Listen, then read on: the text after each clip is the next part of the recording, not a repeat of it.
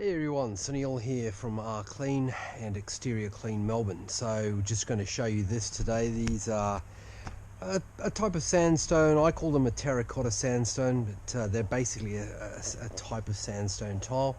And they look great when they're first put on, but unfortunately they're very porous.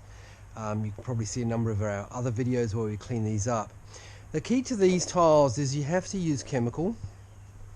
If you want to get a good result, you must use chemical, and it has to be of reasonable strength, otherwise it's not going to do its job. So this is us applying the chemical. I'm going to show you this transformation as we go through.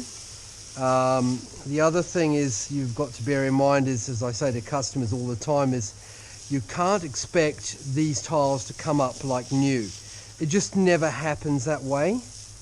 And as long as you understand that, then you won't be disappointed. They will improve, but they are not going to look like new. It's just because the mold goes deep into the tiles, and despite using quite a strong mix, what I'm using now is almost double what I would normally use on other exterior cleaning surfaces. And yeah, so just bear that in mind. We'll show you as we work. And yeah, look forward to getting some good results for this customer. We're going to be doing this render for them as well, which is getting pretty moldy. So here's the tiles finished.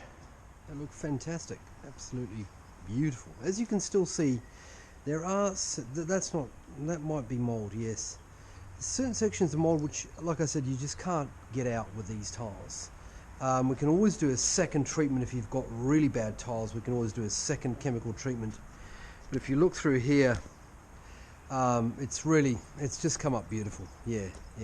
And have a look at all the rendered walls as well here.